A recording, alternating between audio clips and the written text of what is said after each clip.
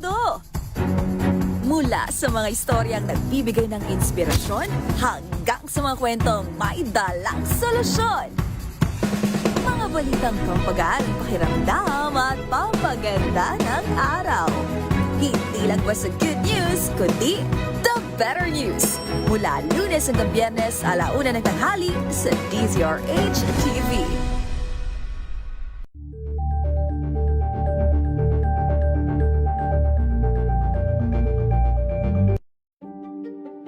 Buklatin ang mga pahina. Pakinggan ang boses ng lipunan. Tunghayan ang mga issue mula sa ibang katayuan. Nakakalungkot kasi deserve ba namin ng ganito? Na hindi nila alam kung ano talaga yung kanilang mga karapatan. Yung gobyerno, tinulungan nila yung kanilang magsasaka. Pinapatahimik tayong lahat using various laws. Through education, kayang-kaya nating baguhin yung ganitong klaseng pag-iisip. Isang kwento, iba't ibang anggulo. Dito, sa Point of View.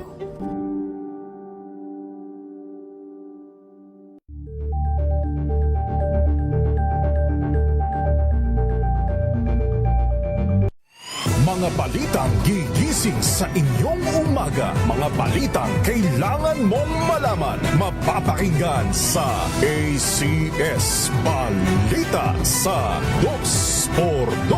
Kasama sina Anthony Taberna at Jerry Baha. Lunes hanggang Biyernes.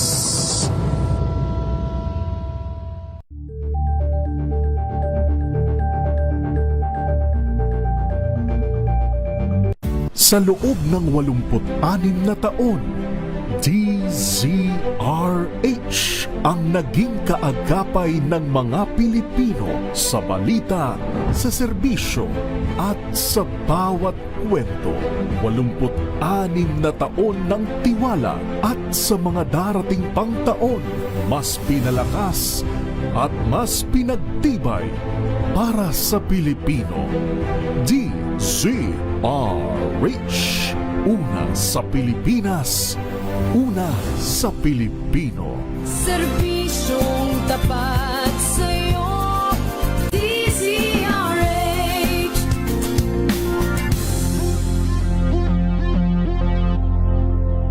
Mga kalunas, dahil sa inyong pagtitiwala, ang Lunas ay may extension na. Lunas Extension. Magandang gabi Luzon, Visayas at Mindanao. Ito po ang talakayan tungkol sa ating kalusugan.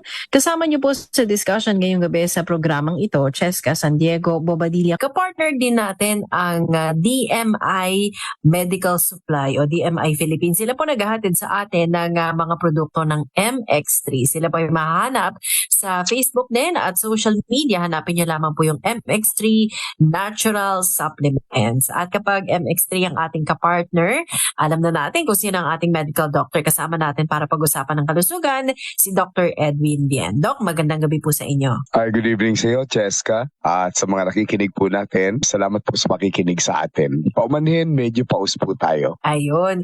Alam mo, Doc, puso dahil flu season at saka sabi nga nila marami ang nagkakahawaan ng ubo, sipon, trangkaso at lalo na palamig na ang panahon. Pero bukod dyan, ang pag-uusapan natin ay may kinalaman sa ating apdo ba ito in Tagalog, Doc, yung gallbladder? Well, isa lamang yun, ano? Ine-expect kasi natin ngayon, napakaraming reunion, tsaka mga parties. Marami tayong inaasahan na magkaroon ng mga digestive disorder. So, talakayin natin na lahat-lahat na related sa sobrang kain. Naku, sobrang kain at hindi lang gallbladder stones ang pwedeng nyo makuha dyan.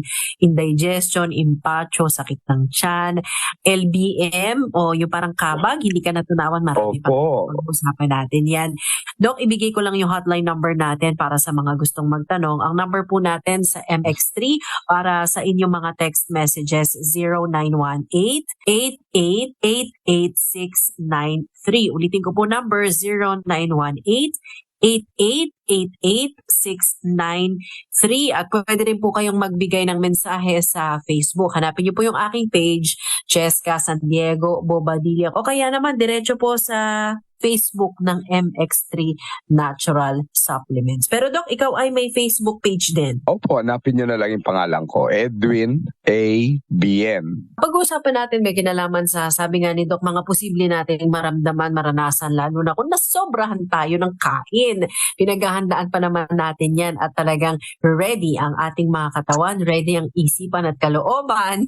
Doc, kapag December, kasi tagal natin hinintay ito, yung mga party, get together, reunion, at marami pang iba. Oo nga. So simulan natin para maunawaan nila, no? Ano ba yung digestive system process? Alam niyo po yung digestion natin, nagsisimula sa bibig. Kailangan nginunguya po natin ng 10 beses bago tayo lumunok. Dahil yung ating laway sa bibig, nagtataglay po yan ng salivary amylase. Tumutunaw po yan ng karbo. Yan po tinutunaw yan. So, Doc, ang pagkain kasi natin, kahit hindi naman daw holiday season or kahit walang okasyon, ang pagkain na ng Pinoy, parang lagi tayo nagmamadali. Oo nga, lalo-lalo na siyempre yung mga nagtatrabaho, di ba? Madalian, ang problema po doon, nagkakaroon talaga ng partial digestion. Hindi natutunaw talaga ng tama. So, mula sa bibig, pag nilunok kagad natin ito, ang unang dadaanan po kasi nito yung esophagus o yung tubo pababa. Ngayon, bago po ito sumapit sa ating bituka, you'll be surprised na hindi po pala nadadigest ang kanin sa stomach. Ang nadadigest po ron dahil may acid yon, hydrochloric acid, kung ang kinain natin ay protein o karne. So yung karne po, dinadigest yan sa stomach. So ang mangyayari po, yung kanin at iba pang karbo, dadaan yan pababa doon sa small intestine, hindi doon sa stomach. Sa small intestine, dadaan yan doon, yung first part is called duodenum. Doon ngayon, masasalubong niya yung pangalawang pantunaw sa kanya, yung pancreatic amylase. Ngayon, kapag ang dami-dami niyong kinain na kanin tapos hindi niyo ginuya, talagang ang mangyayari po, aakyat yung asido doon sa iyong esophagus. Aakyat yun kasi nga hindi siya natutunaw sa stomach. So mangyayari yung stomach mapupuno. Bubuka yung yung valvula. Aakyat ngayon yung asido na nasa loob niya, yung hydrochloric acid. Kaya nakakaramdam yung iba ng parang sinisikmura o pakiramdam nila naninikip yung dibdib nila o heartburn dahil po doon. Yun. Sobrang bilis ng kain at saka sobrang dami ng kanin. So Doc, depende talaga sa kinakain natin kung gaano kabilis yan matutunaw or kabilis ipoproseso ng ating digestive system. Ang pinakamabilis, of course, Doc, ay gulay. Tama ba? Tama po. Yung gulay kasi pag kinain natin, sa loob lamang ng 15 minutos, nadadigest na siya kasi nga yung stomach natin parang mechanical. Makukuha niya ngayon yung fiber doon sa gulay. So, ang mangyayari, magagamit yung fiber na yon para itulak ngayon yung mga kinain natin pababa. Kaya napakaganda. Ang gulay, ang prutas, kinakain po yan unang-una. Huwag niyong gagawing panghimagas ang saging, ang mangga. Dapat kinakain yon bago yung main meal. Kaya naman, unang inihahapag, lalo na sa mga restaurant, kung may in-order ka unang inilalapag dyan yung mga salad, Doc, diba? Tama, pero sa handaan kasi iba. Sa handaan, ang unang ilalapag sa'yo, kakanin, biko, puto. So yun ay carbohydrate. So medyo mas mahihirapan ng i-digest agad ng iyong katawan o ng iyong panunaw yung ganun agad na pagkain. So start with fruits and vegetables. Pero Doc, kapag vegetables na limang in order or ang inihapag sa inyong handaan or ang niluto ninyo ay gulay, yun ay okay pa rin. Okay pa rin, pero dahil nga nag-undergo siya ng processing, syempre niluto mo na. Anumang gulay, kapag dumaan ito sa mainit na tubig, nababawasan yung kanyang sustansya. So, lalo na kung sa mantika, dahil ginisa mo siya, mas tumatagal ngayon yung digestive process niya. Aabutin na siya ng 20 minutes, which is about 40 minutes. Dok, yung iba ay para medyo healthy daw. Bukod sa gulay, prutas, isda ang option. Alam niyo yung isda, dahil may protina ito, no? Ito ngayon yung tutunawin sa stomach natin. Aabutin ito ng 1 oras. Kung yung isda ay 1 oras, ang gulay ay 20 minutos, mas matagal ng kaunti ang isda. So 40 minutes, 45 minutes, hanggang 1 oras bago Opo. Opo. So, mas may pagkabusog ka kapag isda ang iyong kinain. Mas healthy pa din ang steamed siguro or sinabawan kesa yung piniritong isda or Oo. Dok, no? Mamaya pag-usapan natin yung pagdating sa apdo. Sige. Kasi ang mga pinirito, kahit na isda pa yan, ay pwede maka-apekto sa apdo. Pag kumakain ka sa malaking restaurant, lalo na Chinese restaurant, ang una nilang ihahain sa gitna ng kainan, napakalaking isda. Kasi nga, ine-expect nila na it will take about 45 to 1 hour bago ito matunaw, bago nila susundan ito ng main dish. Crispy fried chicken, o kaya meron kayong ampalaya con carne, lahat ng mga meat products, yun ang susunod. Kasi nga, yung mga chicken, doble sa isda. Maabot na 2 oras. Ang 2 oras bago matunaw yan. Ngayon, kailangan dahan-dahan din ang ating pagkain yan. Huwag mamadaliin para yung 2 yon matunaw sa stomach natin dahil yan ay protein. Tapos, pinakahuli na ngayon at saka nila ilalabas yung liempo, patatim, yung karne, naabot ng 1.5 oras yan. Yung mga karne ng baboy, baka at iba pang mga meat products, mas matagal talaga siyang matunaw. At saka, Dok, depende rin sa pagkakaluto pa. Oo, kagaya sa litsunan, di ba? Sa mga pagkain Pilipino naman, naabot ng 2 oras yun bago matunaw. Now, some people are asking, ano naman, bakit ganon? Muli sa Chinese restaurant, tapos na kayong kumain, biglang may dara chow fan Mga o yang chow. Fried rice. Magulat ka, bakit ngayon lang dumating yung Bakit kanin? huli? Sanay tayong Pilipino yung kanin una. Yes. Yan. Tsaka nila ibibigay yung kanin na yang chow. Kasi nga po, para ring tiniklop na damit yung pagkain sa loob ng ating bituka. Patong-patong yan. Kung huli ninyong kinain ang gulay o prutas, mabilis ma-digest yun. So, digested na siya sa ibabaw, hindi pa nadadigest yung karne na 2 oras. Yung gulay at saka yung prutas na ferment. Yun ang nagiging dahilan nung ating impatso. At saka yung fermentation na yun ang nagiging dahilan. Oo. Na hindi natin na-absorb yung tamang sustansya ng gulay kasi na-ferment o nasisira na siya sa ibabaw. So, minsan akala natin pagkatapos kumain, dighay tayo ng dighay, akala natin ay nasarapan tayo sa pagkain, nabusog talaga tayo. Pero minsan, yun pala ay hindi ka natunawan, Dok? Or, hindi ka properly natutunawan, nagbaburp ka ng nagbaburp kasi you're producing acid at nagiging halo-halo siya sa loob ng bituka natin. Ang lalong pinakamasama niyan, tatawag ng waiter o order ng malamig na tubig o kaya iced tea. Pampatulog. Lalong hindi siya matutunaw.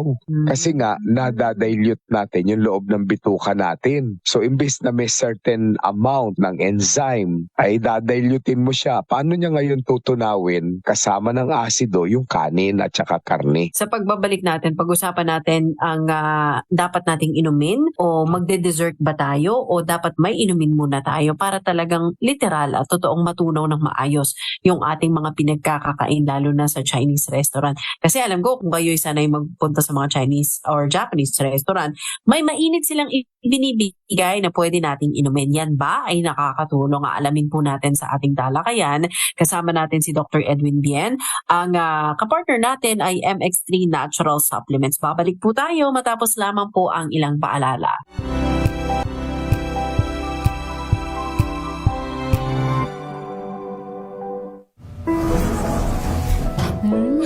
Amoy forever.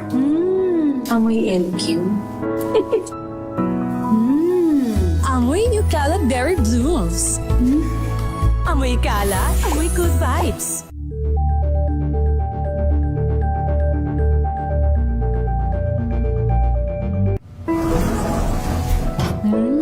Amoy forever. Amoy LQ. Amoy New Caleb Berry Blooms. Amoy kalat, amoy good vibes.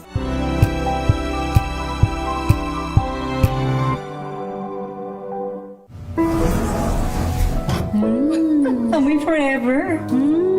Amoy LQ. Amoy New Cala Berry Blooms. Amoy Cala, amoy good vibes.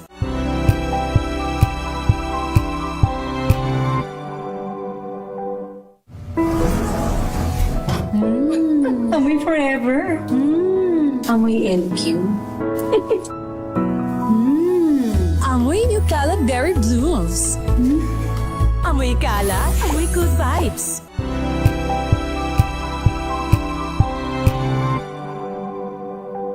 Hello, Washi! Laundry day na naman! Yay! Anong meron? Mancha ng chocolate, Oh. putik, may libag pa! Kaya natin yan! With Pride Washing Machine Detergent, may triple stain-away formula. Tanggal ang makapit, madikit, at malupit na dumit mancha. Kaya easy-easy ang labada. Mula noon hanggang ngayon! All you need is pride. All you need is pride. ACS.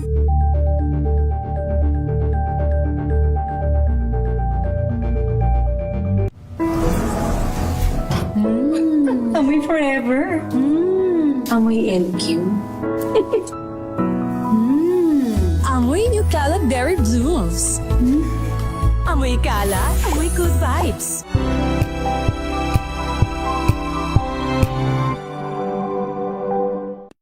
Mga dagdag na kaalaman at usapang pangkalusugan. Lunas Extension. Balik tayo sa ating talakayan kasama napapakinggan Cheska San Diego Bobadilla and si Dr. Edwin Bian, ang ating medical doctor. Kapartner po natin ang MX3 Natural Supplements. Balikan natin si Doc, no, pagkain ang pinag-uusapan natin. So Doc, syempre nabusog, ang daming nakain. Sinunod naman daw yung iyong payo na parang tinuping damit. Kailangan patong-patong. May chronological order ang mga klase ng pagkain na ating kakainin. Pero Dok, kapag busog na busog, may mga pwede ba talagang inumin na nakakapagpatunaw ng ating kinain, Dok? Well, the best would be warm water. Wag po na tayong umorder ng soft drink. Wag na rin order ng iced tea. Puro asukal lang naman po yun. Masama po yung may iniinom tayong matamis while we're eating. So the best would be warm water na kung gusto ninyong haluan ng pinigang lemon o pinigang kalamansi, it's much better. Kasi alam niyo po ba, sabi ng iba, acidic daw yung kalamansi, no? Hindi po, alkaline po yun. So, makakatulong sa digestion yun. Yung iba, Dok, warm water, yung iba, tsaa talaga. May iba't ibang klase ng tsaa na kanya iniinom. Nakakatulong ba ito, Dok? Opo, yung hinihingi natin na house tea sa Chinese restaurant, mas maganda yun kaysa umorder na lang po tayo ng mga matatapang na mga tsaa. So ito ang payo ni Doc, ma-warm o maligam-gam, medyo mainit-init ang ating inumin. Yung iba, Doc, ay nagkakape after, okay lang daw din po ba ito? Okay yon, pero bibigyan nyo ng mga 1 hour after. Maghantay lang tayo ng another hour para makatulong doon sa ating kinakain. Now, importante malaman din nila na iba po ang hapdi ng tiyan dahil sa asido, dahil sa kabag, at ito ay napagkakamalan din minsan na atake sa puso. So kailangan may idea po kayo. Ang ating sikmura po, pag kinapanin nyo yung tiyan ninyo, nandun po siya sa ilalim noong sternum, yung buto ba? Alam mo, pinakikinggan ng mga doktor yan eh. Ang naririnig namin dyan, yung pagkulo, ang tawag doon borborygmi. Ngayon, kailangan ma-realize po ninyo na kapag tayo ay laging naghahapdian ng ating tiyan, baka mamaya meron na tayong inaalagaan. Akala nyo yung inaalagaan bulate, hindi po, mikrobyo. May mikrobyo na nagiging dahilan ng laging paghapdi ng sikmura, yung tinatawag naming Helicobacter pylori o H. pylori. Okay. Iyon ay mikrobyo na pag nasa loob ng ating stomach, particularly stomach, doon sila tumitira eh. Pinubutas po nila yung stomach. Although yung stomach may lining po yan ng mucus bilang proteksyon, kaya po yung ulo nun manuot doon sa wall ng stomach. So, Kaya minsan, nagsusugat. Opo, gastritis kung tawagin. Pero kapag napakatagal na, napabayaan, pwedeng maging ulcer na talaga. Yung sugat niya pwedeng magdugo na. Yung iba talagang sintomas na ba ng ulcer, Doc, yung kakakain mo lang, humahapdi na siya agad. Hindi Kasi pa nga, oo. tumatagal. Kasi activated nga yung acid. Tapos, di syempre may sugat ka na. Yung sugat, kapag nilagyan mo nga naman ng kalamansi o ng asido, di hahapdi talaga. Ang hapdi nito matagal bago mawala. Yung iba, sumusuka na ng dugo. Yung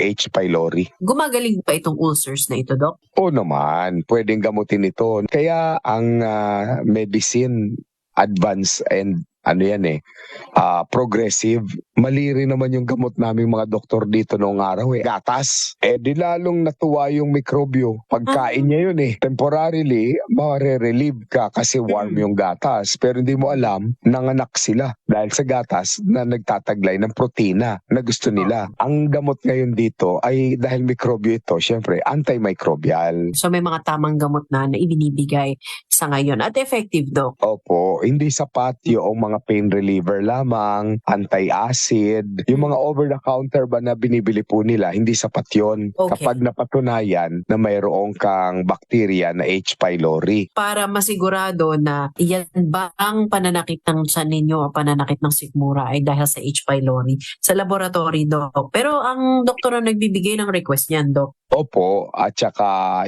yung gamot niyan, antibiotic, doktor din manggagaling. Pagka gallbladder naman na ang pinag-uusapan, Doc, ibig sabihin mas medyo seryoso na siya kesa din sa mga una nating na-discuss? Opo, dahil napakataas ng kaso ng may problema sa gallbladder. In fact, sa medisina, naging subspecialty na ito Doc, yung iba nagkakaroon ng bato sa kanilang abdo o gallbladder, tapos yung iba tinatanggal.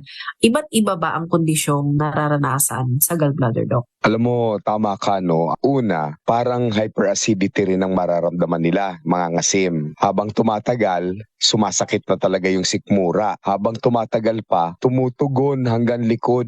Yung naglalakad yung sakit mula sa sikmura papunta doon sa likuran, sa spine. Pag ganun ang kinwento ng pasyente, more likely gallbladder problem na ito. So, yung gallbladder, abdo po yun. Yung abdo, ang nilalaman nun, yung kulay berde, bile yun. Dahil yung mantika, hindi naman po tinutunaw yun sa stomach.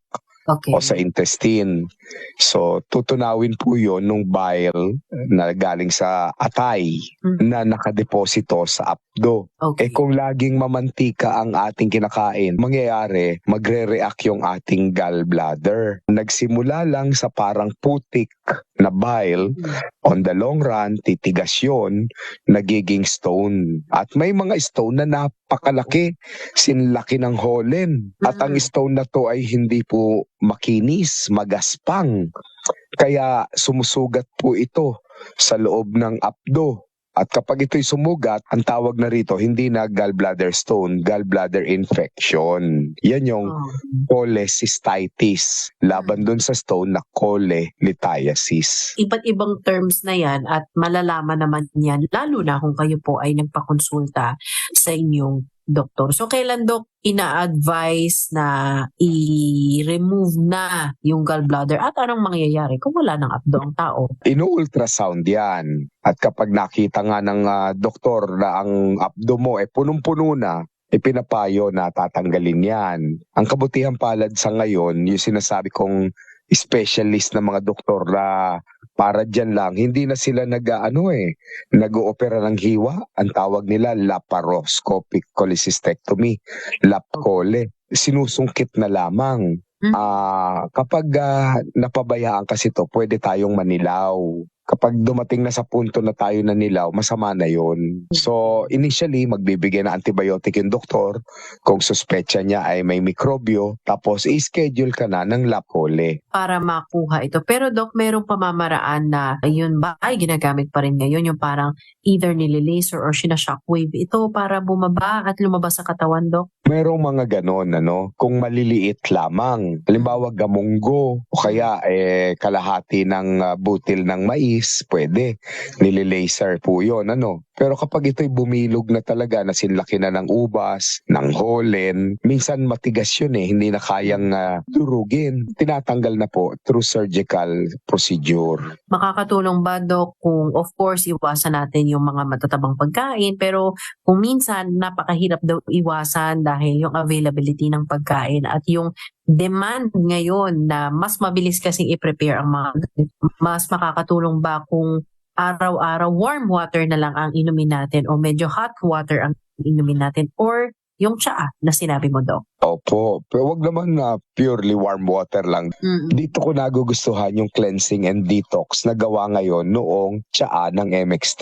So, prevention po yan Ito napakaganda Magbabad na kayo ng isang tibag ng MX3 na tsaa sa thermos, Ngayon kung kakain kayo kinabukasan, nakababad ng magdamag sa gabi, di syempre maganda na extract na yung active ingredient doon, yung alpha, beta at gamma.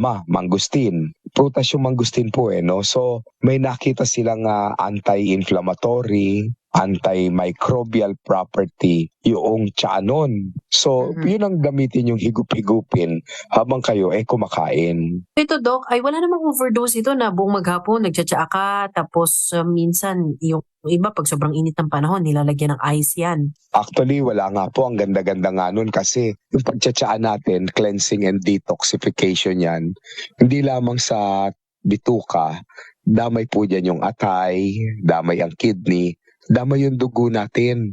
Maganda po yung nagdi-detox tayo. So, in between meals, uminom po kayo ng maraming healthy na tsaa. At isa doon nga yung nare-reseta ko, yung MX3 tea. Kung may mga karagdagan silang katanungan, Doc, lalo na tungkol sa kalusugan, at sila ay gustong magpakonsulta, Doc, may mga clinic areas ka ba or branches? Mayroon naman po, mayroon sa Quezon City, sa Parañaque, sa Makati, para mas madali nyo pong mahanap. Ang hanapin nyo na lang yung pangalan ko sa Facebook, Edwin A. BN. Tapos makikita nyo may mga address naman po dun Hanapin nyo po si Doc sa Facebook o kaya sa Messenger. Pwede din kayo anytime na mag-message sa kanya, Edwin A. BN, o kaya po mag-message kayo, mag-iwan ng mensahe sa aking Facebook page, Cheska San Diego Bobadilla. Anytime pwede rin po kayo magpadala ng text question, mensahe, doon sa 0918-888 8693. Yan po ang hotline number na MX3. Ulitin ko po, 0918-8888-693. At kung may mga tanong pa kayo sa produkto ng MX3, bisitahin ang kanilang Facebook page, MX3 Natural Supplements, o kaya naman po yung kanilang website, mx3ph.com. Lalo na kung gusto nyo pong matry, masubukan. Available din ito, Doc, sa kanilang website. Opo, kung bibili kayo ng MX3, siguraduhin nyo lang yung original lang mabibili ninyo. Hindi yung kagaya rin lang, pinalit lang sa MX3, pareho lang na mangustin. At bibilin po ninyo talaga sa mga lehitimo at malalaking butika. Available po yan na hindi kailangan ng reseta. So yun po, may capsule din ng MX3 kung gusto lang po ninyo na malakas ang inyong katawan.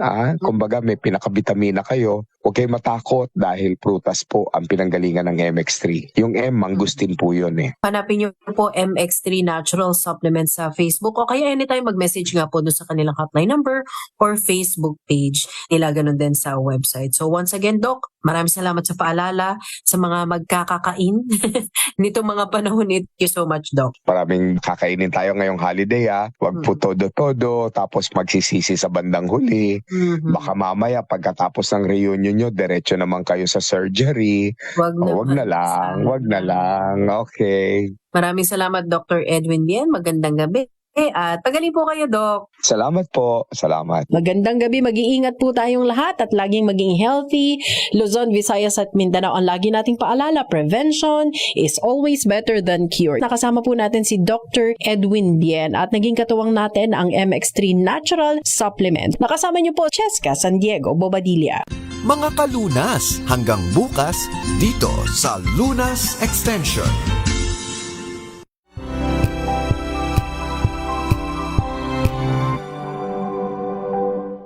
Maagang balitaan, maagang usapan sa mga issue at balita kasama si Kuya Angelo Palmones sa Magandang Umaga Pilipinas mula Lunes hanggang Biyernes.